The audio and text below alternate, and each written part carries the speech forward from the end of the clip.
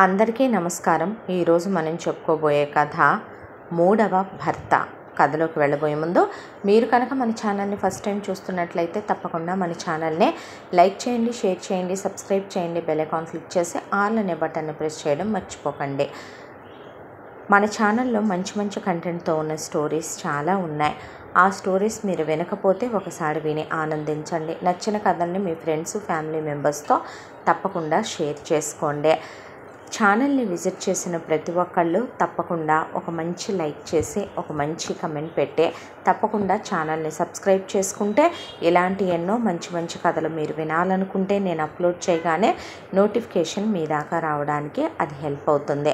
కథను ఎక్కడ స్కిప్ చేయకుండా వినండి. మరి కథలోకి వెళ్ళిపోదామా? అప్పారావుది ఒక చిన్నపాటి ప్రైవేటు ఉద్యోగం.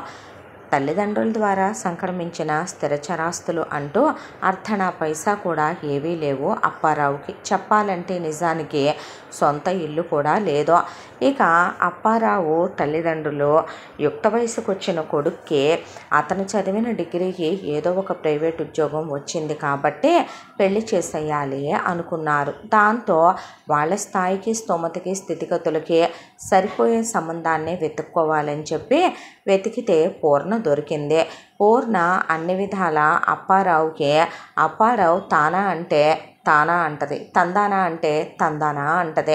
అలా ఉండేటటువంటి అమ్మాయి. పెళ్లి చూపుల్లో అప్పారావుకు పూర్ణ నచ్చడానికి కారణం కూడా అదే. ఇద్దరూ ఒకే మాట మీద ఉండేటటువంటి, అన్ని విషయాల్లో కలిసి ఉండేటటువంటి దంపతులు వీళ్ళు. కాబట్టి ఓకే అనుకున్నారు. పెళ్ళైపోయింది. పూర్ణ కోడలుగా వచ్చిన 2 నెలలకే అప్పారావు తల్లిదండ్రులు ఇద్దరూ కూడాను ఒకళ్ళ మీద పిడుగుపడి, అలాగే ఒకళ్ళు రోడ్డు యాక్సిడెంట్లో ఒకళ్ళ తర్వాత ఒకళ్ళు పోయారు. ఇంకా అలాంటప్పుడు ఇప్పటి వరకు ఆ పల్లెటూరులో ఉండి ఆ గుడిసెలో కాపురం పెట్టుకొని అక్కడి నుంచి అప్ అండ్ డౌన్ చేస్తూ ఉండేవాడు తను టౌన్కి. ఇక అక్కడి నుంచి ఇంకా ఉండాల్సిన అవసరమే ఉంది అనే దాంతో ఆ గుడిసె అమ్మితే కాస్త డబ్బులు వచ్చినాయి. అవి చేతిలో పట్టుకొని ఉద్యోగాన్ని టౌన్ నుంచే తను పనిచేసే ఫ్యాక్టరీ సిటీలో ఒకటి ఉంది. కాళ్ళు గడ్డాలు పట్టుకొని వాళ్ళని బ్రతిమలాడితే ఇక అప్పారావు చేసే సూపర్వైజర్ ఉద్యోగానికి ఎక్కడికైతే ఏముంది అని వాళ్ళు ట్రాన్స్ఫర్ ఇచ్చారు. అలా సిటీకి కాపురం ఎత్తాడు అప్పారావు. ఆ తర్వాత ఆ గుడిసమ్మి వచ్చిన డబ్బులతో ఇంట్లోకి కావలసినటువంటి కాస్త సామాన్లు అవి కొన్నాడు.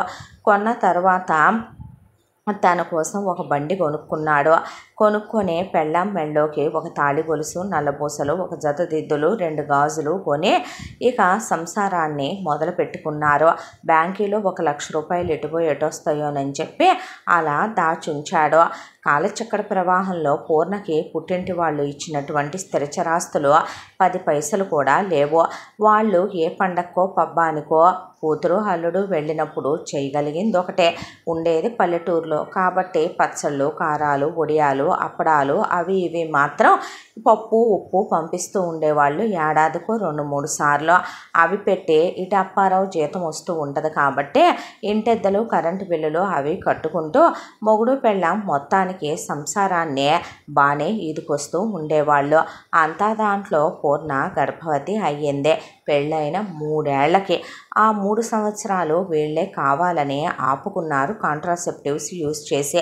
ఎందుకంటే ఉన్నంతలోనే లైఫ్ని ఎంజాయ్ చేయాలి అనే దాంతో జీతంలో కొంత డబ్బులు దాచుకొని ట్రిప్పులకి వెళ్ళొచ్చి సినిమాలు, షికార్లు, షాపింగ్లు, రెస్టారెంట్లు ఉన్నంతలోనే ఇక ఉన్నోడైతే 2000 బిర్యానీ తింటాడు. లేనోడు 200 రూపాయల బిర్యానీ అయినా తినొచ్చు కదా, లైఫ్ని అలాగైనా ఎంజాయ్ చేయొచ్చు కదా అనేదే అప్పారావు ఉద్దేశం. అలా రోజులు గడిచిపోతూ పూర్ణ 10 నెలలు పూర్తయిన తర్వాత ఒక పాపని ప్రసవించింది.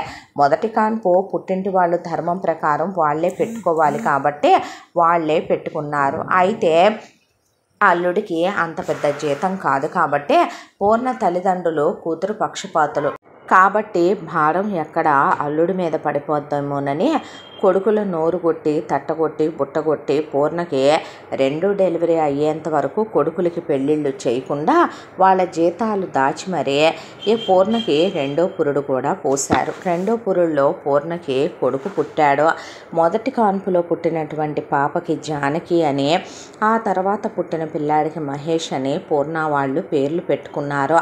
ఆ తర్వాత పూర్ణకి కన్నవాళ్లే ఆపరేషన్ చేయించి పచ్చాలవి చూసి పిల్లలకి ఇక అవని ఇవని మొదటి ఏడాది వరకు కూడా చేయాల్సినటువంటి చాలా పండుగలు పబ్బాలు ఉంటాయిగా. పుట్టు వెంట్రుకలని, అన్నప్రాసనలని, ఉయ్యాల తొట్లో వేయటమని, చెవులు కుట్టటమని, ఇవన్నీ కంప్లీట్ అయ్యాక అప్పుడు పూర్ణ అన్నలకి పెళ్ళిళ్ళు చేశారు పూర్ణ వాళ్ళ అమ్మా నాన్న. ఇదంతా గ్రహించిన పూర్ణ వదినలు ఇక ఇలాగే ఉంటే సంసారం మొత్తం తీసుకెళ్ళి కూతురికి దోచిపెడతారనే దాంతో ఆ అమ్మాయిలు కష్టజీవులు. ఇక ఇలా కాదని మొగుళ్ళనే వాళ్ళ పుట్టినింటి ఊళ్ళకే తీసుకెళ్ళిపోయి ఒక అమ్మాయి డైరీ ఫామ్ పెట్టించుకుంటే ఇంకొక అమ్మాయి మొగుడు పెళ్ళాం కలిసి హోటల్ పెట్టేసుకున్నారు. వస్తే వచ్చి ఉండండి, ముద్దవరికి పెడతాం, అలా కాదు కూడదు అన్నారంటే నెలకి చెరో ఒక 5,000 ఇస్తాం, దానికి తోడు మీకు పెన్షన్లు వస్తాయి కాబట్టి వృద్ధాప్య పెన్షన్లు అవి తింటూ ఆ గుడిసెలోనే పడుండండి, అంతేకాని మీకు దోచిపెట్టాలంటే మా మొగుళ్ళు సంపాదించేది మొత్తం రేపొద్దున మా పిల్లల గతి ఏంటి, మేమెక్కడ అడుక్కు తినేమి అని అడిగారు పూర్ణ వాళ్ళ అమ్మ నాన్నని. చేసే ఆప్షన్ లేక అంత దాంట్లో కూడా కొడుకుల దగ్గరికి వెళితే కూతురికి దోచిపెట్టడం కుదరదేమో అనే దాంతో మా గుడిసెలోనే మేము ఉంటాంలే, చెరొక 5,000 వెయ్యండి అని చెప్పి చెరొక 5,000 వేయించుకునేవాళ్ళు. పెన్షను ఎలా లేదన్నా ఒక 5,000-6,000 వస్తుంది. ఆ 5,000-6,000 పెన్షన్తోనే వీళ్ళు ఇక కడుపుకి ఆ కూరగాయ మొక్కలు ఈ ఆకుకూర మొక్కలు అంటూ వేసుకొని వాళ్ళు తినటానికి ఉండటానికి రేషన్ వస్తుంది కాబట్టి సరిపుచ్చుకొని ఆ 10,000 కూడా దాచిపెట్టి పూర్ణకే దేనికో దానికి అవని ఇవని కొనిపెట్టడానికనే తీసుకొచ్చి కూతురికే వాటికి వీటికి వాడేవాళ్ళు. ఇలా కాలచక్ర ప్రవాహంలో రోజులు గడిచిపోతూ అప్పారావుకి వచ్చే జీతంలోనే పిల్లలిద్దరినీ చిన్న కాన్వెంట్లో జాయిన్ చేసి చదివించడం మొదలుపెట్టారు. ఆ తర్వాత జానకి పెద్దది కాబట్టి మహేష్ చిన్నోడు కాబట్టి జానకి పెద్ద మనిషి అయ్యింది. పెద్ద మనిషి అయ్యేసరికి జానకి 8వ తరగతి అయిపోయి 9వ తరగతిలో జాయిన్ అవబోయే మధ్య ఎండాకాలం సెలవుల్లో అయ్యింది. దీనికి 10వ తరగతి వరకు చెప్పిచ్చేసి ఎవరో ఒక అయ్య చేతిలో పెడితే దరిద్రం వదిలిపోద్ది. ఆడది దీనికి చదువెందుకు, ఇప్పుడు ఇది చదివి ఎవరిని ఉద్ధరించాలి కనుక అనే దాంతో మగపిల్లాడిని పెద్ద పెద్ద చదువులు చదివించుకోవాలి, వాడిని ప్రయోజకుణ్ణి చెయ్యాలి అని చెప్పి ఎప్పటి నుంచో రేపొద్దున కొడుకు ఇంజనీరింగ్ చదవాలనే దాంతో పోస్ట్ ఆఫీసులో కొంత డబ్బు వేసుకుంటూ వస్తున్నాడు అప్పారావు. రేపొద్దున కొడుకు చూస్తాడా కూతురు చూసుద్దా అనేది పక్కన పెడితే వాళ్ళ అమ్మా నాన్న నెలకు పంపే డబ్బులు అలా ఒక 5-6 వేల రూపాయలు పూర్ణ వీళ్ళ రిటైర్మెంట్కని దాచుకుంటూ వస్తుంది పోస్ట్ ఆఫీసుల్లో. కాబట్టి వాళ్ళకి రేపొద్దున రిటైర్మెంట్ టెన్షన్ లేదు. అప్పారావుకి కొడుకు చదువు గురించిన బాధ లేదు. ఇక సొంత ఇల్లు విషయమా ఇప్పుడు దాని గురించి కంగారేముంది, నారు పోసిన దేవుడు నీరు పోయడా, రేపొద్దున కొడుకు చదువుకొని ప్రయోజకుడైతే ఆ తర్వాత కొడుకుతో ఒక 2 ఏళ్ల పాటు ఉద్యోగం చేయించి ఆ జీతం పెట్టి ఒక గుడారం వేసుకుంటే సరిపోద్ది అనుకున్నారు. ఈలోపు జానకికి 15 సంవత్సరాలు వచ్చి అలా 10th క్లాస్ ఎగ్జామ్స్ రాసి వచ్చిందో లేదో ఇంటికి ఇంటరు ఏ కాలేజీలో జాయిన్ అవుతావని పిల్లలందరూ చెప్పుకున్నారు. ఆ 10th లాస్ట్ ఎగ్జామ్ సెంటర్ దగ్గర అందులో అని కొందరు ఇందులో అని కొందరు మాట్లాడుకున్నాక ఇంటికి వచ్చేసరికి రారా ఏంటి ఆలస్యమైంది అని అమ్మమ్మ కలిసి లోపలికి తీసుకెళ్ళి గబా స్నానం చేద్దుగాని పదామని స్నానం చేయించేసి జానకికి టకామని చీర కట్టేశారు. కట్టి ఒక 1.5 తులం బంగారపు నెక్లెస్ పెట్టి అలాగే ఒక 1/2 తులం పెట్టి చుట్టించిన 2 పేటల ముత్యాలు మెళ్ళో వేసి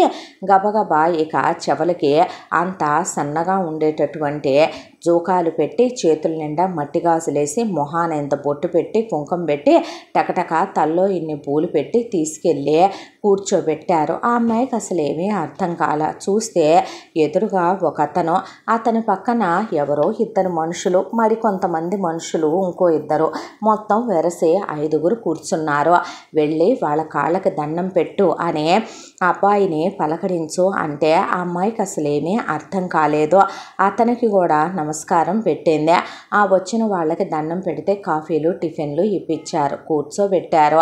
కూర్చోబెట్టిన తర్వాత నచ్చిందా అమ్మాయి అని అడిగేపాటికి నచ్చేదేముంది, మీ అమ్మాయి ఏమన్నా భూలోక రంభ, మీ అమ్మాయి ఏమన్నా ఆకాశంలోంచి దిగొచ్చిన అప్సరస, ముక్కు కన్ను ఎక్కడెక్కడ ఉండాలో ఎంతెంత ఉండాలో అంతంత అయితే ఉన్నాయిగా, ఎదగాల్సినవన్నీ సరిగ్గానే ఎదిగినాయిగా, మీ అమ్మాయి ఏమి మాసికమ్మ కాదుగా, మీ అమ్మాయి పుష్పవతి అయిన పెళ్ళే కదా, ఇక రజస్వరాలు కాంది మీరు అంతమంది ముత్తైదులను కూడా పిలిచి తాంబూలాలు ఇచ్చుకోరుగా, పిల్లల్ని గంట అని పనికొస్తుందిగా, గొడ్రాలే ఏమీ కాదుగా, ఇంటి పని వంట పని నేర్పించానని నువ్వే చెబుతున్నావుగా పూర్ణ అనేపాటికి భలే వాళ్ళేనండి, చక్కగా 100 మందికైనా సరే ఒక చేత్తో తిప్పేసేంత వంట పని నేర్పిస్తే, నేను ఇంటి పని నేర్పిస్తే అని పుట్టలు కొద్దే అబద్ధాలు చెప్తోంది. నిజానికి జానకికి వంట చేయటం వచ్చు, 100 మందికి చేయటం రాదు, ఇంటి పని చేయటం వచ్చు, కాకపోతే గేదెల దగ్గర షాకిరీలు అవన్నీ చేయటాలు రావు,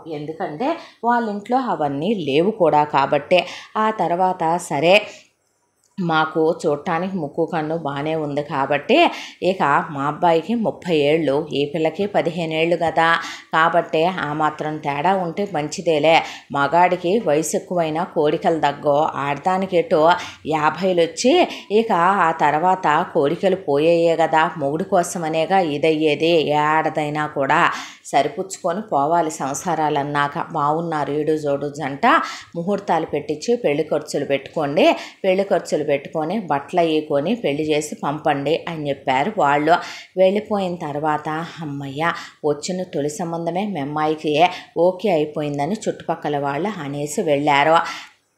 పోనీలేమ్మా నీ కష్టాలు పోతాయి, ఎంతైనా ఆడదు కదా ఇది, అత్తారింటికి పోతే అప్పుడన్నా నువ్వు కాస్త నీ మొగుడుతో నీ కొడుకుతో సుఖపడచ్చు అందే పూర్ణ తల్లి.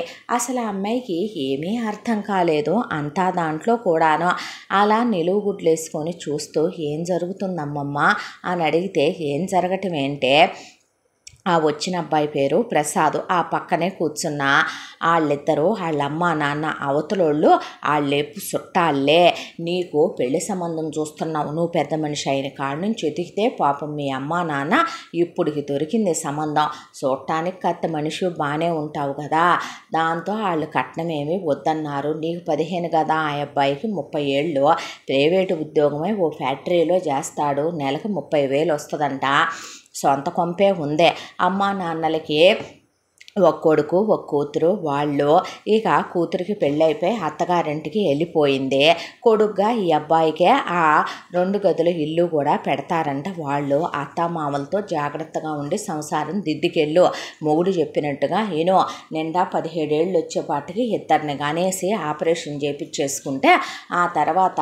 పిల్లలు వాళ్ళ చదువులు బాధ్యతలు అవన్నీ చూసుకోవాలి, అర్థమైందా అని బడబడా చెప్పుకుంటూ వెళుతున్నారు. మరి ఏదో అదృష్టం చేసుకున్నట్టు ఎంత దేని కన్ను ముక్కు తీరు సరిగ్గుంటే మాత్రం అబ్బాయి ఎంత పెద్దోడైతే మాత్రం కట్నాలు ఎంత అడుగుతారో అనుకున్నానమ్మా నేను, పెళ్లి ఖర్చులతోనే పెళ్ళిని ఓకే చేస్తారని అనుకోలేదు అత్తయ్య నేను అని పూర్ణ అప్పారావు చెబుతుంటే అయిపోయిందిగా అనేసింది పూర్ణ తల్లి. ఆ తర్వాత నాకు చదువుకోవాలని ఉందమ్మా, నేను చదువుకుంటాను నాన్న అంది జానకి. ఓసోస్ ఇప్పుడు నువ్వు చదివి ఉద్యోగాలు చేసి ఊళ్ళేలాలా ఏమే, మరీ కాకపోతేనో ఈదాడ వ్యవహారాలమ్మ, మేమేనాడు ఎరగం, మరీ కాకపోతేనో కోడి పెళ్లి చేసుకుంటామని సంబంధ కోళ్ళు వస్తే ఇదేడగోలా, ఇప్పుడు చదివి నువ్వేం చేయాలి, ఢిల్లీకి రాణి అయినా ప్రధానమంత్రి అయినా అది ఎంత గొప్ప ఆడదైనా ఒక మగాడికి పెళ్ళాం అవ్వాల్సిందే, ఆడితో పడక పంచుకోవాల్సిందే, ఆడపిల్లలకి తల్లి కావాల్సిందే, పురిటి నొప్పులు పడి పిల్లల్ని కనాల్సిందే, అలా కాకుండా ఆడదాని బతుకు చెల్లుబాటు అవ్వదులే కానీ నోరు మూసుకోమని ఆ అమ్మాయిని పడేసి 4 దరువులు దంచి పంచారు అమ్మ నాన్న అమ్మమ్మ తాతయ్య. ఆ తర్వాత నువ్వు చేసుకొని వెళ్ళిపోతే మాకు దరిద్రం వదిలిపోద్దన్నాడు తమ్ముడు. వాళ్ళందరికీ ఆ అమ్మాయి ఏమడ్డైపోయిందో ఆ అమ్మాయికి అసలు తెలియనే లేదు. ఆ తర్వాత వాళ్ళే నిశ్చితాంబూలాలు మార్చుకున్నారు. పెళ్ళి అయిపోయిందే. నిశ్చితాంబూలాలు అప్పుడు కానీ పెళ్ళిలో కానీ పెళ్ళైన తర్వాత కానీ అసలు భర్త మాట వరుసకైనా ఆ అమ్మాయిని పలకరించింది కానీ పేరు పెట్టి పిలిచింది కానీ లేదు జానకినే. జానకి ఏమో చిన్నపిల్లల ఎంతుంటే అతనేమో చాలా మెచ్యూర్డ్గా ఉన్నాడు. అక్కడక్కడ వెంట్రుకలు కూడా నెరిసినాయి అతనికి. మరి 15 ఏళ్ళు గ్యాప్ ఆయా. ఏ 5-6 ఏళ్ళు ఏ 7-8 ఏళ్ళు అంటే పోనీ వేరే విషయం అనుకోవచ్చు. ఆ తర్వాత పెళ్ళైన వెంటనే శోభనం ముహూర్తం కుదరలేదు.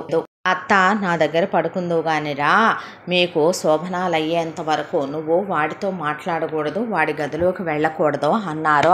చూస్తే పంతులు వచ్చి శోభనం ముహూర్తం 20 రోజుల తర్వాత అని తెలిసిందే.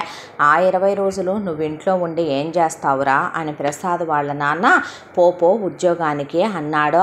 అన్న తర్వాత అతను ఉద్యోగానికి వెళ్ళిపోయేవాడు. పెళ్ళాం ఎదురైతే మొగుడు కోడికలు కలుగుతాయని అసలు ప్రసాద్కి జానకిని ఎదురవనిచ్చేది కాదు వాళ్ళమ్మ.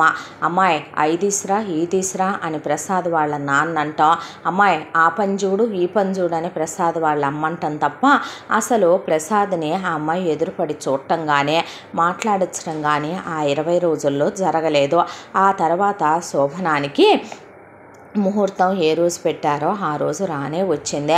ఆ రోజున జానకిని మొత్తానికి తెల్లచీర కట్టి రెడీ చేసి పూలు పెట్టి రెడీగా ఉంచారు. పడగది సిద్ధం చేసి తీరా ఏంది ఇంకా రావట్లేదు ప్రసాద్ అని ఎదురు చూస్తూ ఉండగా జనాలు ప్రసాద్ శవాన్ని అంబులెన్స్లో తీసుకొని దిగారు. దిగేపాటికి ప్రసాద్ వాళ్ళ అమ్మ నాన్న అలా కూర్చుండిపోయి చుట్టాలు బంధువులు అంతా పోగైతే పూర్ణ అప్పారావు కూడా పరిగెత్తుకుంటా అక్కడికి వచ్చారు.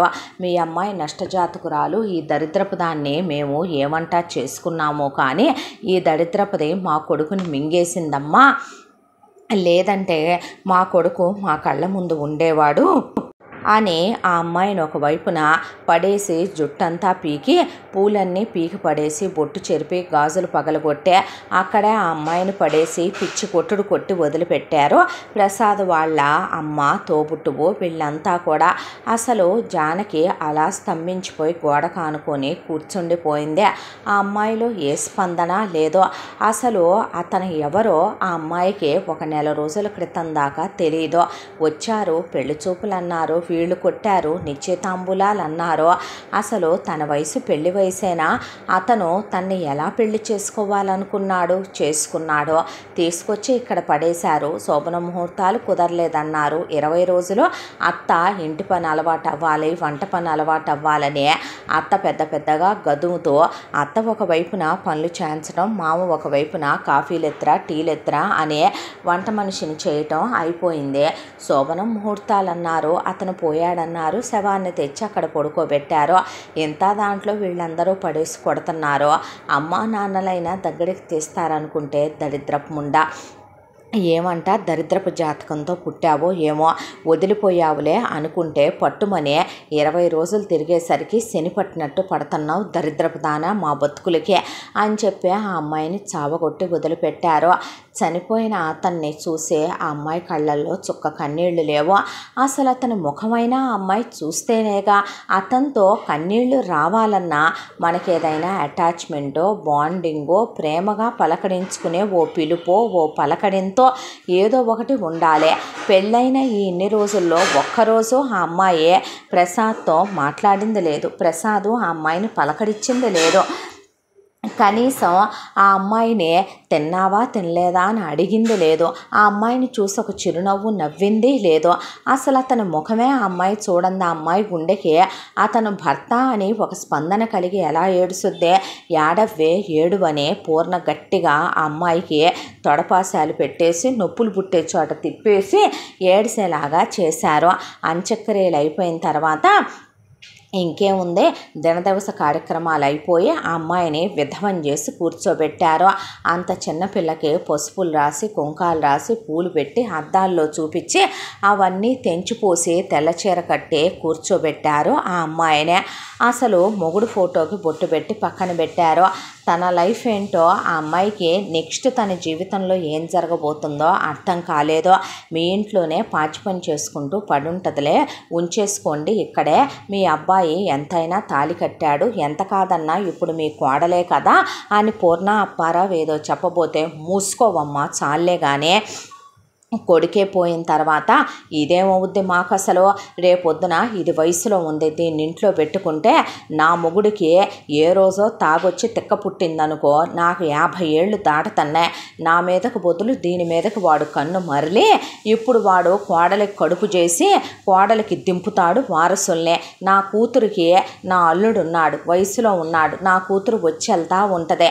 రేపొద్దున నా అల్లుడికి 2 పిల్లల్ని కందని నా కూతురు మీద మొహం మొత్తి నీ కూతురు మీద మోజు పుట్టి దీన్ని పట్టుకొని లాగాడనుకో, వాడు ఏ కడుపో కాలో వస్తే ఏ సమాధానం చెప్పమంటా? చుట్టుపక్కల వయసుల్లో ఉన్న ఇంతమంది మగపిల్లలు ఉన్న ఏరియాలో మేము ఉండేదే. ఇదా వయసుకు వచ్చిన ఆడదే, మొగుడు సచ్చాడంటే కోరికలు కూడా సస్తయ్యా, అదేమి ఉప్పు కారం తినని ఆడదా. రేపొద్దున తీసుకొచ్చి ఇళ్లల్లో పెట్టుకుంటే అదే ఏ గోళ్ళలో దూకి ఎవడి కొంపల్లోనో దూరి ఏ కడుపో కాలో తెచ్చుకుంటే మాకెందుకు వచ్చిన దరిద్రం? అయినా మా కొడుకే పోయిన తర్వాత ఇదేమవుద్ది మాకు, పాడుసిని పాడు దరిద్రం అని చెప్పి ఎక్కడ రూపాయి పెట్టాల్సి వస్తుందోనని వాళ్ళు గెంట అవతల పడేశారు జానకినే. ఆ తర్వాత కూతుర్ని నానా తిట్లు తిట్టుకుంటూ నానా శాపనార్థాలు పెట్టుకుంటూ పూర్ణ అప్పారావు ఇక్కడికి తీసుకొచ్చారు. తీసుకొచ్చిన తర్వాత దరిద్రపు ముండా దరిద్రపు జాతకురాలిదే ముదరష్టపదే మళ్ళీ వచ్చే మాయదానే పడింది చూసావా అమ్మ అని పూర్ణ వాళ్ళ అమ్మ నాన్నలతో అనేపాటికి ఉషో అనే పాపం వెళ్ళిన మనవరాలు పేడ విరగడైపోయిందంటే మళ్ళొచ్చి కూతురికి భారంగా తయారైందని వాళ్ళు విసుకట కలిగిపోయింది వాళ్ళకే. దాంతో జానకికి వాళ్ళమ్మ ఒక నిర్ణయం తీసుకుంది పూర్ణ తల్లి. ఏంటంటే వాళ్ళన్నమాట కూడా నిజమే, ఆ ప్రసాద్ గారు వాళ్ళ అమ్మ నాన్న అన్నమాట. రేపొద్దున దీనికి కోరికలు కలగొచ్చేమో, ఆ టీవీలు ఈ టీవీలు చూడని బాకండి, ఫోన్లు వాడని బాకండి. అలాగే ఇంకో విషయం ఏంటంటే అమ్మాయి పూర్ణ దీనికి అస్సలు రంగు బట్టలు వేయమాకో, ఈ రోజుల్లో గుండు కొట్టిట్లేదు కాబట్టి అంత మారు జడేం అక్కర్లేదు, సగానికి కత్తిరెచ్చేద్దాం జడ. అలాగే దీన్ని అసలు పువ్వు అన్నమాట తాకనీబాకు, మొహాన బొట్టు పెట్టనీబాకు, కాటికి పెట్టుకోవటాలు అలాగే ఇది బొట్టు పెట్టుకోవటాలు పసుపు కుంకాలకి ఇది దూరంగా ఉండాలి. దానికి తోడు ఇది రంగు బట్టలు వేయటానికి వీల్లేదు. దీనికి ఉప్పు కారం లేని చప్పటి తిండి పెట్టు, అప్పుడే మదం పట్టకుండా కోరికలు పుట్టకుండా ఉంటాయి. అసలు దీన్ని ఏ మాటకు ఆ మాట చెప్పాలంటే ఇంటి పని వంట పని చేస్తూ ఒక మూలన పడుండనివ్వు. దీన్ని ఎంతైనా సరే నీ కొడుకైనా వయసులో ఉన్నాడు, నీ మొగుడైనా వయసులో ఉన్నాడు, ఎలా తయారైనాయి అంటే ఇవాళ రేపు ఆడయ్యి తమ్ముడైతేనేమి నానైతేనేమి అనుకునేటట్టు ఉన్నాయి. అర్థమైందా? పక్కింటి మగపిల్లలు ఎదురింటి మగపిల్లలకి దూరంగా ఉంచు అని చెప్పింది పూర్ణ తల్లి. మేము అదే అనుకుంటున్నావులే అన్నారు పూర్ణ మొగుడు. అవన్నీ విన్న జానకి గుండె ముక్కలు ముక్కలుగా బద్దలైపోయింది. వీళ్ళు అమ్మ నాన్నలు, అదే అంత వయసు వచ్చే అమ్మమ్మ, వాడొక తాతయ్య, వీడొక తమ్ముడు, వాడొక తండ్రి, అదొక తల్లి. తండ్రి మీద తమ్ముడి మీద నేను మోజు పడతాను, చుట్టుపక్కల వాళ్ళ మీద నేను వ్యామోహపడతాను. ఇప్పుడు వీళ్ళు నాకు ఉప్పు కారం లేని కూరలు పెట్టి ఇప్పుడు వీళ్ళు నన్ను పస్తులు ఉంచుతారు. వాడెవడో వచ్చాడు, తాళి కట్టాడు, నా బ్రతుకులో నుంచి బ్రతికే లేకుండా చేసి వాడిపోయాడు. కన్నవాళ్ళు హక్కుని చేర్చుకుంటారు అంటే జీవితంలో ఏమీ లేకపోయినా నాకు మంచి శిక్షే విధించావు దేవుడా అని ఆ అమ్మాయి అలా కూర్చొని నేను చదువుకుంటానమ్మా, నేను చదువుకుంటాను నాన్న, ఎందుకు ఇంట్లో మీకు ఎదురుగా ఉన్న భారం అవటం, ఎటు లేడీస్దే గర్ల్స్ కాలేజ్ ఉంది ఇంటర్మీడియట్, అందులోనే జాయిన్ అవుతాను, అక్కడ అబ్బాయిలు ఎవరు ఉండర్లే అమ్మాయిలే ఉంటారు అని చెప్పి అన్న తర్వాత దీని కొంపలో ఉంచుకున్న ప్రమాదమే. పోతే పోయిందిలే కాలేజీకి, అదే కాక అదేం పెద్ద ఫీజు కట్టే కాలేజీ కూడా కాదు. జానకి కేటు టైలరింగ్ చేయటం వచ్చు కాబట్టి దీంతో మిషన్ కుట్టించి ఆ వచ్చే డబ్బుల్లో 4 డబ్బులు అటు కట్టించేస్తే సరిపోద్దులేవే అని చెప్పింది పూర్ణ తల్లి. దాంతో సరేలేమ్మా అని జానకిని కాలేజీలో చేర్చారు. జానకి ఎటు వేసుకునేదే యూనిఫామే కాబట్టి సివిల్ డ్రెస్సు వారంలో ఒకరోజు, ఆ ఒకరోజు కూడా ఆ అమ్మాయి బ్లాక్ డ్రెస్ వేసుకోవాలి లేదా వైట్ డ్రెస్ వేసుకోవాలి. అది కాదంటే చాలా లేత రంగుల బట్టలు వేసుకోవాలి. జుట్టు సగానికి కట్ చేశారు, ఆ కట్ చేసిన జుట్టుని అమ్మాయి బన్ముడు వేసుకోవాలి. బొట్టు పెట్టుకోకూడదు, పౌడర్ రాసుకోకూడదు, అద్దంలో చూసుకోకూడదు, సబ్బు వాడకూడదు, షాంపూ వాడకూడదు, తలకి నూనె పెట్టకూడదు, పసుపు కుంకాలకి పువ్వులకి దూరంగా ఉండాలి, తండ్రికి ఎదురవ్వకూడదు, తమ్ముడికి ఎదురవ్వకూడదు, చుట్టుపక్కల ఆడవాళ్ళకి ఎదురవ్వకూడదు, తల్లికి ఎదురవ్వకూడదు. శుక్రవారం పూట అసలు అమ్మాయి పొద్దున్నే లేచి మొహం వీళ్ళెవరికి చూపించకూడదు. మనసులో మంగళకరమైన ఆలోచనలు లేని వీళ్ళందరూ మహాపతివ్రతలు. వయసులోనే భర్తను పోగొట్టుకున్న ఆ అమ్మాయి వాళ్ళ దృష్టిలో విధవ, వాళ్ళ దృష్టిలో సనాతన సాంప్రదాయాలు. ఆ అమ్మాయి మొహం చూస్తే మన సంస్కృతి సాంప్రదాయాలన్నీ దెబ్బతింటాయి. మంగళత్వానికి ప్రతీక అయిన మంగళగౌరి అయిన పార్వతీ మాత కూడా ధూమావతీ దేవిగా ఆవిడే విధవయ్యి మన సమాజానికి ఏం చాటి చెప్పిందో ఏమో మరే, వీళ్ళకి ఏమర్థమవుద్దో ఏమో మరే. మంగళగౌరి వ్రతంలో చాలామంది పెద్దవాళ్లే చెప్పే మాట తొలి వాయనం తల్లికి ఇవ్వాలి అనే. అలాంటి సొసైటీలో పుట్టిన వీళ్ళు ఎంత కుంచితమైన మనస్తత్వాలతో ఎలా ఉంటారో మరి. అలాగే ఇంటర్ కాలేజీకి వెళ్ళొస్తూ ఇంటి పని వంట పని చేసుకుంటూ పైపెచ్చు తనే టైలరింగ్ చేసుకుంటూ తన గదిలో కూర్చొని ఇక ఆ వచ్చిన డబ్బుల్లో తన ఫీజుకి మహా అయితే గనక కట్టేది ఒక 10,000 రూపాయలు. అది తను ఒక 5 రోజుల్లో సంపాదించే సంపాదన. కానీ 365 రోజులు తను మాత్రం మిషన్ కుడుతూనే ఉండాలి ఆ కాళ్ళతో.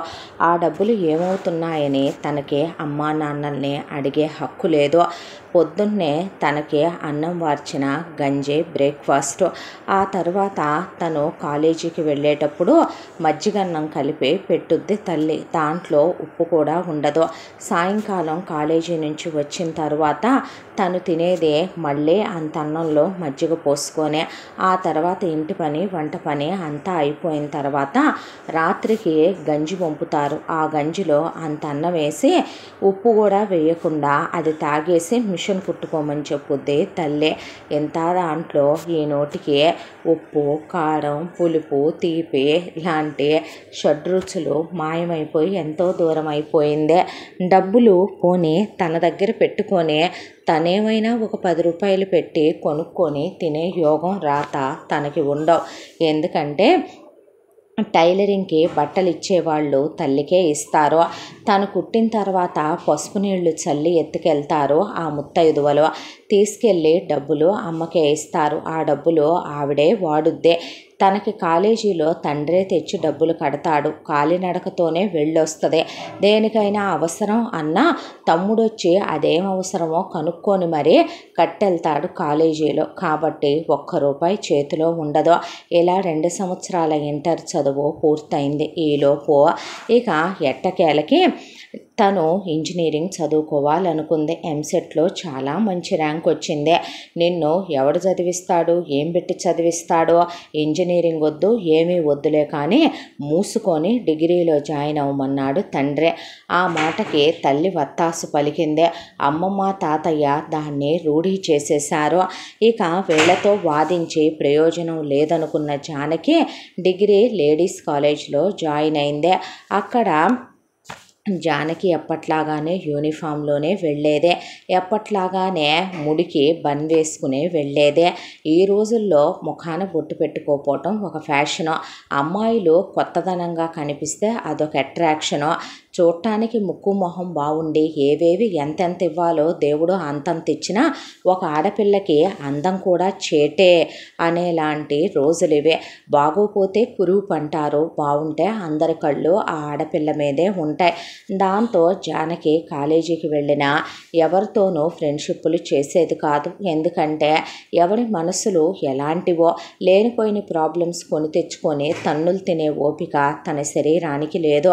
ఎముకల మీద ఒక లేయర్ తోలు కప్పినట్టుగా తనుంటే తనేదో స్లిమ్ ప్యాక్ మెయింటైన్ చేస్తున్నట్టు, జీరో సైజు బొమ్మ అన్నట్టు జనాలకు కనపడేదే.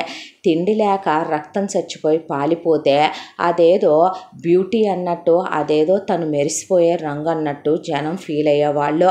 ఎంత దాంట్లో తను కాలేజీకి వెళుతుండగా డిగ్రీ ఫస్ట్ ఇయర్లో వీళ్ళ క్లాస్కి లెక్చరర్గా కేశవ్ అని ఒక అతను వచ్చేవాడు.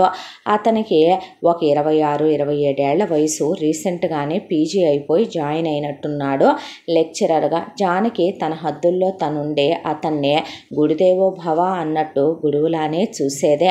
అంతా దాంట్లో కేశవ్కి మాత్రం అందరు అమ్మాయిల్లో కన్నా ఎందుకో జానకి అన్నా, జానకి కట్టుబొట్టు తీరన్నా, జానకి చాలా బాగా చదువుద్ది, బ్రిలియంట్ లాగా. కాబట్టి చాలా తక్కువ మాట్లాడుద్దే. ఎవరితోనూ వేటిల్లోనూ ఏ గాసిప్స్లోనూ పార్టిసిపేట్ చేసినట్టుండదు.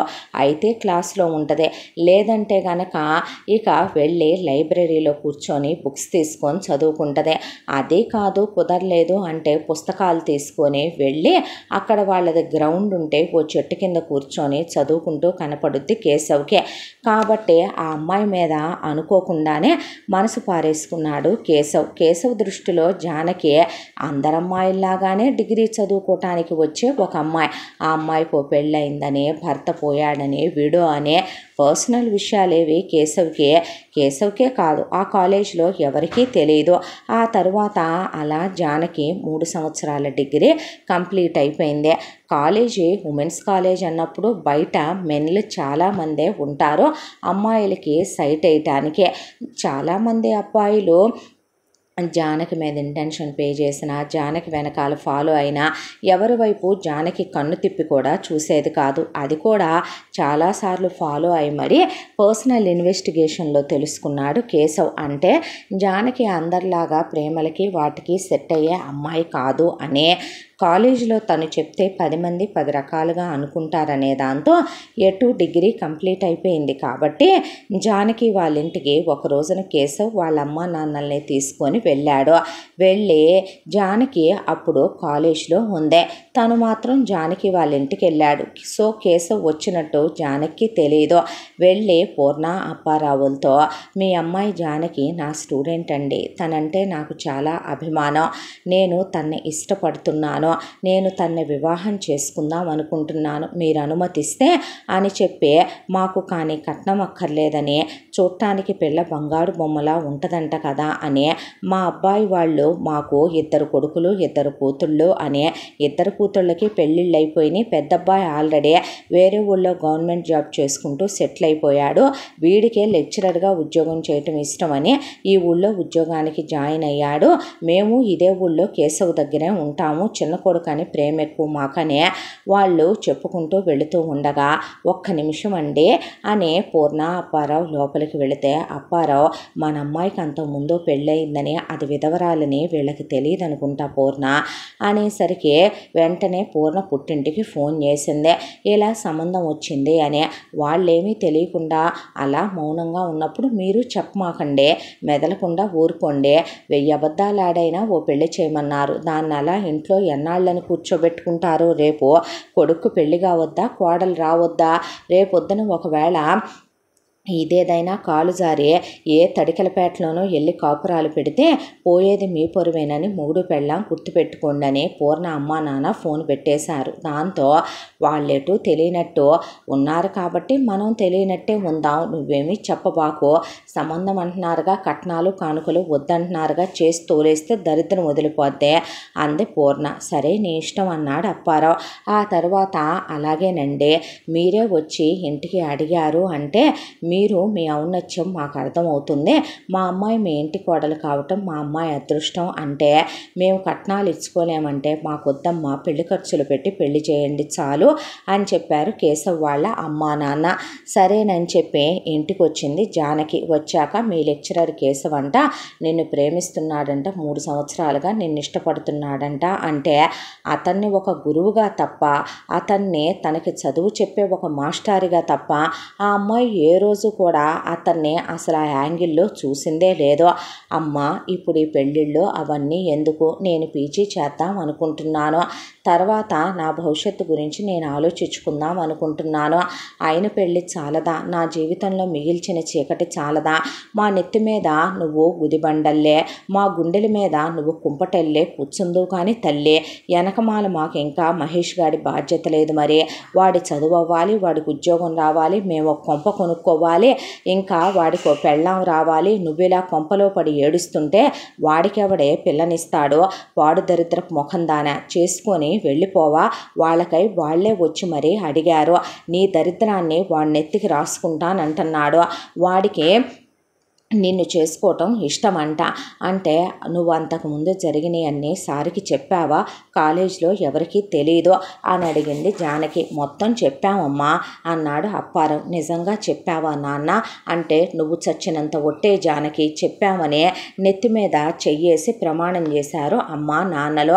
అయినా సరే ఒకసారి నేను ఆయనతో మాట్లాడతాను అంది జానకి. ఏం మాట్లాడతావు, మనలాంటి కులస్త్రీలు, మనలాంటి సాంప్రదాయంగా పెరిగినటువంటి ఆడవాళ్ళు పెళ్ళికి ముందే అలా కాబోయే మొగుడితో అసలు అట్లా మాట్లాడటం పద్ధతేనా, ఏమైనా మొగుడితో అసలు ఆడదలా నోరెత్తి మాట్లాడొచ్చా, దట్టు మొదటి మొగుడు గురించి మొగుడికి చెప్తే ఏమనుకుంటాడో, వాడిచ్చినంత ప్రేమ నేను ఇవ్వలేనా, వాడికున్న మగతనం నాకు లేదా, వాడమ్మా బాబులు చూసినట్టు మా అమ్మా బాబులు చూడలేరా, వాడికున్న సంపాదన ఏదో నాకు లేదా, నువ్వు కావాలనేదో అతనితో ఇతన్ని పోలుస్తున్నావని వాళ్ళు అనుకోరు. అన్ని అపార్థాలు తీసేలా నేను ఎందుకు మాట్లాడతాను అసలు వద్దంటున్నాగా, మేము మొత్తం చెప్పామంటున్నాగా, నువ్వు నిలువునా చచ్చినంత ఒట్టే చెప్పాము అతనికి అన్న తర్వాత ఎంత తల్లిదండ్రులైనా అంత అబద్ధం ప్రమాణం చేసి చెప్పనని నమ్మింది జానకి. ఆ తర్వాత మాకెటు నిశ్చితాంబులాలు లేవు అని వీళ్ళు వాళ్ళు అనుకున్నారు. దాంతో కేశవ్కి జానకికి పెళ్లి జరిగిపోయింది. పూర్ణ వాళ్ళు పెళ్లి ఖర్చులు పెట్టుకొని పెళ్లి చేశారు. చేసిన తర్వాత పెళ్లి కూతురు వెంట ఎవరో ఒకళ్ళని పిల్ల అత్తారింటికి వెళ్ళేటప్పుడు పంపాలి కదా, అక్కడ 3 నిద్రలు చేసి ఇటు మనుగుడుపులకి పిల్ల రావాలి కదా. అలా పూర్ణకి అప్పారావుకి చుట్టం, అప్పారావుకి చెల్లెలు వరుస అయ్యేది, పూర్ణకు ఆడపడుచు వరుస అయ్యేది. ఒక పోరం బోకలుదుంటే దాన్నిచ్చి జానకి వెంట అత్తారింటికి పంపించారు. పంపించిన తర్వాత వెళ్ళగానే ఏమీ శోభనాలు జరగవు కదా, ముందు సత్యనారాయణ వ్రతాలు పెట్టుకొని ఆ తర్వాత పంతులు గారిని పిలిచి వీళ్ళు ముహూర్తాలు పెట్టిద్దామని మాట్లాడుకుంటున్నారు. కేశవ్ వాళ్ళ అమ్మ నాన్న, కేశవ్ ఇంకా అక్కడున్న కేశవ్ తోబుట్టువులు, వీళ్ళు చుట్టాలు బంధువులు అంతా కలిసే. ఈలోపు ఈ వెళ్ళిన అప్పారావు గారి చెల్లెలు ఉన్నది ఉన్నట్టు ఉండకుండా జానకి స్నానానికి వెళ్ళిందే. ఈసారైనా సరిగ్గా ముహూర్తం చూసి పెట్టించుకోండి అమ్మ, పోయినసారి ఇట్టాగే ముహూర్తం అని పెట్టించి పిల్లని 4-5 గంటల పాటు రెడీ చేసి ఉంచితే ఆ ప్రసాద్ కాస్త పైకి పోయి జానకి ముండమోపిదైపోయి నష్టజాతకురాలని దాని మీద నిందేసి కూర్చున్నారు. ఈసారి గర్భాధానమైనా సరిగ్గా జరగకపోతే మళ్ళీ అనవసరమైన గొడవలు అనేపాటికి ఎవరా ప్రసాదు, ఏం జరిగింది అంటే అదే జానకి మొదటి మొగుడు. జానకికి అప్పుడు 15వ ఏట పెళ్లి చేశాం కదా, ప్రసాద్కి ఇచ్చి చేస్తే ఒక 20 రోజులు వాళ్ళ ఇంట్లో కాపురం ఉంది కదా అని బడా మొత్తం వాగిన తర్వాత ఏంటి జానకి విధవ అన్నాడు కేశవ్. అనేసరికి అదేంటి అంతా చెప్పాక మీకు తెలీదా అని నాలుగు ఖర్చుకుందే. అప్పుడు అప్పారావు చెల్లెలు వెంటనే పూర్ణకి అప్పారావుకి ఫోన్ వెళ్ళిపోయింది. స్నానానికి వెళ్ళిన జానకి బట్టలు మార్చుకొని తలదూకుంటూ ఉండగా లోపలికి వచ్చిన కేశవ్ లాగి చంపలు పగలగొట్టేశాడు జానకివి. ఎందుకు కొడుతున్నావు అని అడిగితే నువ్వు అంతకుముందే ఒకరిని పెళ్లి చేసుకున్నావా, వాడు చచ్చాడా, వాడితో 20 రోజుల పాటు ఒకే ఇంట్లో ఉన్నావా, వాడు పోయినా నువ్వు విధవ్వా అంటే మీకు తెలుసు కదండి అవన్నీ, ఎవడు చెప్పాడే నాకు తెలియటానికి, నువ్వేమైనా చెప్పావా నాకు అని అడిగితే మా అమ్మ నాన్న మీతో చెప్పామన్నారండి, వాళ్ళు చెప్పామంటే నీకు ఇంకిత జ్ఞానం ఉండొద్దా, నువ్వు కడుపుకు అన్నం తింటున్నావా, కంపలమ్మటి గడ్డి తింటున్నావే, మా కొడుకేం అవసరమే ముండమోపి దాన్ని సెకండ్ హ్యాండ్ దాన్ని చేసుకోవాలని, అయినా 20 రోజుల పాటు నువ్వు వాడితో ఉన్నావు అంటే పెటపెట్లాడిపోయే వయసులో పెద్ద మనిషి అయిన 2 ఏళ్లకే పెళ్లి చేసి వాళ్ళ ఇంటికి పంపారు అంటే వాడిని నువ్వు ముట్టుకోలేదంటే నమ్మాలా, వయసులో 15 ఏళ్ళు పెద్దోడైనా వాడిని నువ్వు చేసుకున్నావంటే నీకు ఎంత కోరికలు రగిలిపోతే నువ్వు వాడిని చేసుకొని ఉంటావే, ఆ 20 రోజులు వాడు నిన్ను బాగా అనుభవించే ఉంటాడుగా, పువ్వును నలిపినట్టు నలిపే ఉంటాడుగా. ఏదో శాస్త్రోక్తంగా వీళ్ళందరి ముందు నామకే వాస్తే శోభనం ఏర్పాటు చేసి వాడు చేస్తే నువ్వు ముండ మోసి నువ్వు ఆ విషయం నా దగ్గర దాచిపెట్టి డ్రామా వేసి నాటకం ఆడి మళ్ళీ నన్ను పెళ్లి చేసుకుంటావా సెకండ్ హ్యాండ్ ముండ అనే కేశవ్ ఒకవైపున కొడితే, కేశవ్ వాళ్ళ అమ్మ నాన్న నానా మాటలు అంటే పూర్ణ అప్పారా వస్తే ఏంటిది మాకు చెప్పకుండా అని నిలదీసి అడిగారు. అంటే చెప్పాలనే అనుకున్నాం, కాకపోతే మీది పెద్ద హృదయం, అర్థం చేసుకుంటారని అనుకున్నాము. జరిగిందేదో జరిగిపోయింది. ఇప్పుడు మీ అబ్బాయి మెళ్ళో తాళి కట్టిన తర్వాత అప్పుడేమీ జరగలేదు మరి వాళ్ళిద్దరి మధ్య. అదైతే మాకు తెలిసినంత వరకే, మాకు తెలిసిన నిజం. మరే మీరు కాపురం చేసుకోక మరి ఎలా కుదురుద్దే అంటే, ఏది ఏమైనా మా దగ్గర నిజం దాయటం తప్పు జానకి. కాబట్టి ఆ మాటకి సరే అలాగైతే ఏం చేయమంటారో చెప్పండి పరిహారానికి అని పూర్ణ అప్పారావు అంటే, జానకి ముక్కు నేలకు రాయాలని, జానకి వాళ్ళందరి కాళ్ళు కడిగి ఆ నీళ్లు తాగాలని, జానకి వాళ్ళందరి కాళ్ళు పట్టుకొని క్షమాపణలు చెప్పాలని, కాపురం నిలబెట్టమని జోలి పట్టి వాళ్ళ ముందు మోకాళ్ళ మీద కూర్చొని బిచ్చం పట్టాలని వాళ్ళు ఇన్ని ఆంక్షలు పెట్టారో అవన్నీ జానకి చేత కొట్టి మరీ చేయించారు. ఇక జానకి వాళ్ళ అమ్మమ్మ తాతయ్య అమ్మ నాన్న తమ్ముడు కలిసే. దాంతో జానకి గుండె ఆ క్షణమే బద్దలైపోయే, జానకి మనసు ముక్కలైపోయింది. కష్టమో నష్టమో నిష్ఠూరమో చేసుకున్నాక వాడితోనే పడుండాలి, మా కొంపకు రాబాకే దరిద్రపు దానా అని అక్కడి నుంచి మీకు వాళ్ళు మీ ఇష్టం, నీ పెళ్ళాం నీ ఇష్టం, ఏం చేసుకుంటావో అని చెప్పి అక్కడి నుంచి వెళ్ళిపోయారు పూర్ణ అప్పారావు. ఆ తర్వాత ముందు ఒక నెల రోజుల పాటు చెండుకు తిన్నాడు కేశవ్ జానకినే. వాడు ఎక్కడెక్కడ టచ్ చేసేవాడు, ఎప్పుడెప్పుడు టచ్ చేసేవాడు, కలిసి స్నానం చేసేవాళ్ళ, వాడు ఎక్కడ స్టార్ట్ చేసేవాడు, ఎక్కడ ఎండ్ చేసేవాడు, నీ ఒంటి మీద పుట్టుమచ్చలన్నీ వాడికి తెలిసే ఉంటాయిగా. వాడు నాకన్నా అందంగా ఉంటాడా, నాకన్నా కలర్ ఉంటాడా, నిన్ను మోజుతీరా అనుభవించే ఉంటాడుగా, వాడు ఎలా సుఖపెట్టాడే, నిన్ను బాగా తృప్తిపరిచాడా వాడు అని ఒక నెల రోజుల పాటు ఆ అమ్మాయిని ముట్టుకోకుండా ఆ అమ్మాయిని హింసలు పెట్టి పెట్టి పెట్టి మాటలతో ప్రత్యక్ష నరకాలు చూపించే ఒకవైపున కేశవ్ వాళ్ళ అమ్మ పని మనిషిని తీసేసి ఇంటి పని వంట పని చేయిస్తూ, కేశవ్ వాళ్ళ అక్కలొచ్చి కొట్టేలతో, పైగా కేశవ్ వాళ్ళ వదినొచ్చి నానా మాటలు అని వెళుతూ చుట్టాలు బంధువుల్నే అందరినీ పిలిపించి ఇది సెకండ్ హ్యాండ్ దంట, అంతకుముందు ఒకటి దగ్గర 20 రోజుల పాటు బాగా నలిగి నలిగి వచ్చింది ఇది, దీన్ని మా కొడుక్కేసి అంటగట్టారు దీని అమ్మా బాబు, కానీ కట్న కానుకలు లేకుండా మేము దొరికాం బకరాల్లాగా అనే ఆ అమ్మాయి పరువంతా తీసి విలువ లేకుండా చేసే ఆ అమ్మాయిని నానా మాటలతో తూట్లు పొడి చేశారు. ఆ తర్వాత ఏదో ఒక వర్షం కురిసిన రోజు రాత్రి, ఎంతైనా వాడు ఒక మగాడే కదా కేశవ్, దాంతో వాడికి కోరికలు రగిలిని, ఫీలింగ్స్ వచ్చినాయి. జానకి వాడి కంటికి ఒక అప్సరసలాగా కనిపించింది. దాంతో జానకి మీద మోజు పుట్టి జానకి నడుము గట్టిగా పట్టుకొని జానకినే పద గదిలోకి అంటే ఒక్క తోపు తోసింది జానకి. ఏంటే ఒళ్ళు బలిసిందా పొగరెక్కిందా అంటే, దయచేసి నువ్వు నన్ను తాకొద్దు, నువ్వంటేనే నాకు అసహ్యం వేస్తుంది, నీ మొహం చూస్తుంటేనే నాకు తేళ్ళు జరులు పాకుతున్నాయి, ఛీ నీదొక జన్మ, నువ్వొక మగాడినని నువ్వు అనుకుంటున్నావేమో, ఏం మగాడివిరా నువ్వు, వాడన్నా నయ్యం, కనీసం ఆ 20 రోజులు వాడింట్లో ఉన్నా నన్ను పలకరించకుండానే చచ్చి స్వర్గానికి వెళ్ళి మునమోపి దాన్ననే ఒక కిరీటం నా నెత్తి మీద పెట్టిపోయాడు, నువ్వు బ్రతికుండి కూడా నన్ను అంత హీనం చేసి మాట్లాడుతున్నావంటే నిన్ను ఏమనాలరా నీచుడా అని ఎదురు తిరిగిపోయింది జానకి. అయ్యో వాడితో పాటు ఎలాగోలాగా పడక పంచుకుంటే నీ కడుపు పండితే పిల్లలు పుడితే వాడే మారతాడే, ఇక మగాళ్ళంటావా గొనగటమంటావా, ఈ రోజుల్లో బ్రేకప్పులైన ఆడవాటినే మీరు వర్జిన్లా మీరు వాళ్లతో పులికి రాలేదా అనే అబ్బాయిలు రోజుకు 100 సార్లు అంటున్నారు.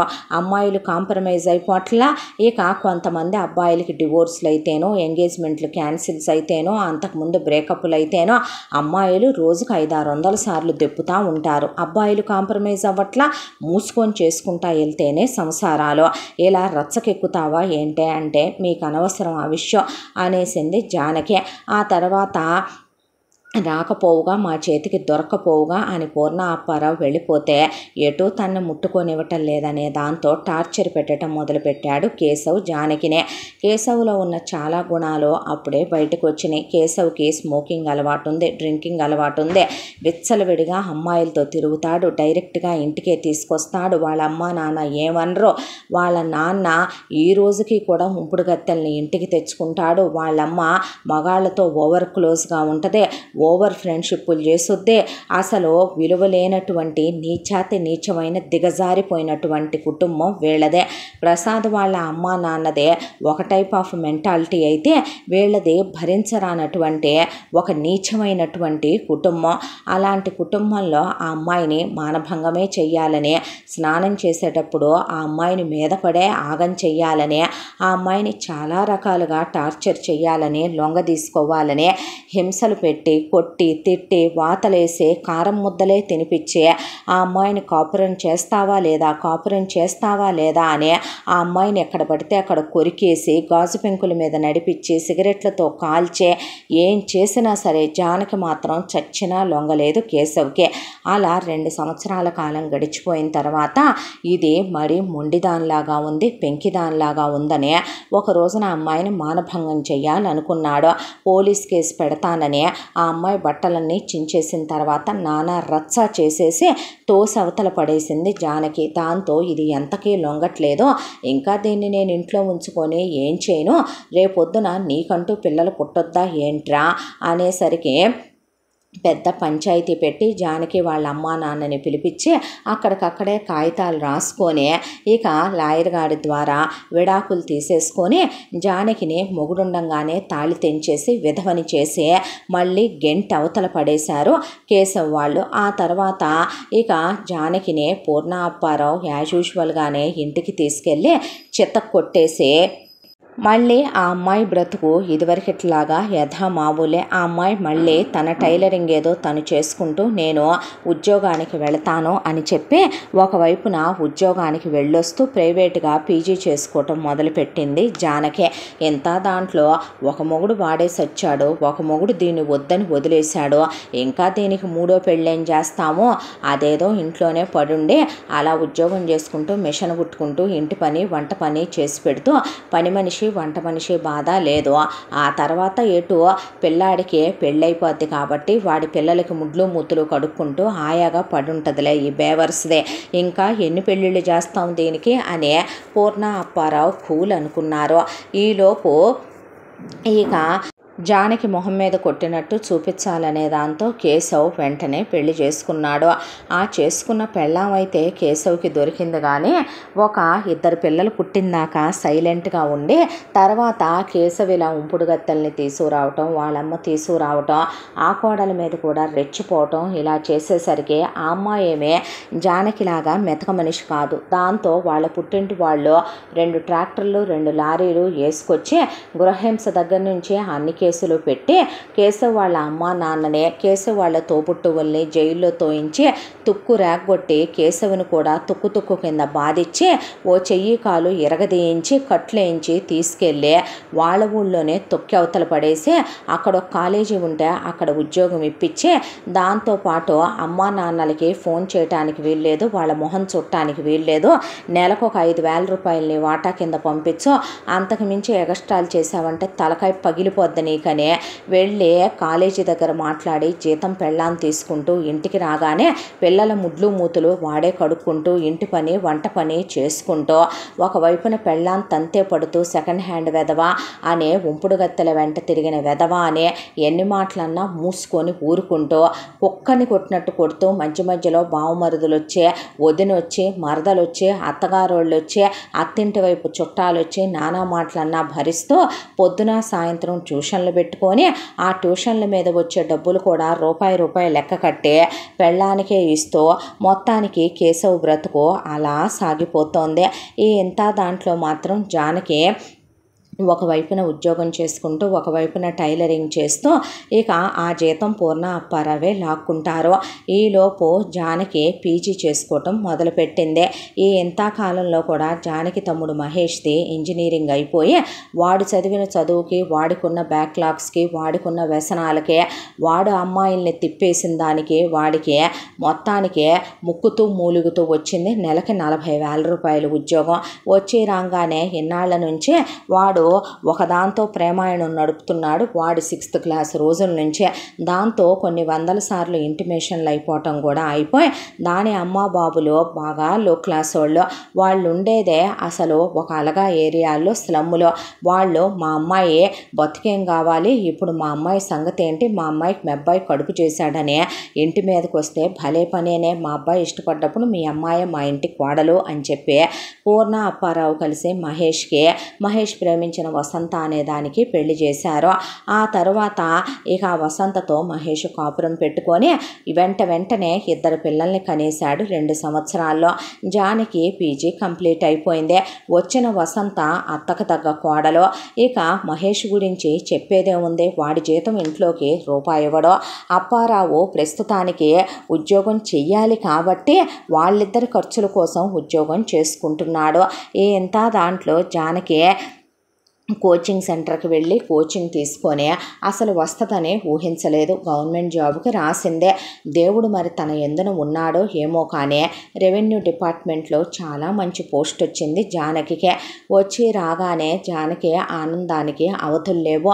అన్ని విషయాల్లో చిన్నచూపు చూశాడనుకున్న దేవుడు తన్ని ఏ విషయంలోనైనా మెచ్చాడు అనుకొని ఆ తర్వాత ఉద్యోగంలో జాయిన్ అయింది. ఆ అమ్మాయి ధర్మమూర్తిలా ఉంటానన్నా ఆ అమ్మాయి పై డబ్బులు తీసుకోను అన్న అక్కడ ఉన్న ప్యూన్ దగ్గర నుంచి ప్రతి ఒక్కడు తీసుకుంటాడు. ఆ అమ్మాయి కిందన్నోళ్ళు పైనున్నోళ్ళు తీసుకొని ఆ అమ్మాయి తీసుకోపోయినా అది ఆ అమ్మాయి జాబ్కే ప్రమాదం కాబట్టి వాళ్ళు ఇచ్చింది తీసుకొని సైలెంట్గా తన పని తను చేసుకుంటూ వెళ్ళిపోద్ది జానకి. ఇంతటితో కథ మొదటి భాగం పూర్తి. ముగింపు భాగంతో మళ్ళీ కలుసుకుందాం. తప్పకుండా మన ఛానల్ని లైక్ చేయండి, షేర్ చేయండి, సబ్స్క్రైబ్ చేయండి, బెల్ ఐకాన్ క్లిక్ చేసి ఆల్ అనే బటన్ని ప్రెస్ చేయడం మర్చిపోకండి. ఎంత మంచి కథని మనకు అందించిన కథా రచయిత్రి జి. యామిని శ్రీనివాస్ గారు. ముగింపు భాగంతో మళ్ళీ మీ ముందుకు వస్తాను. Thank you.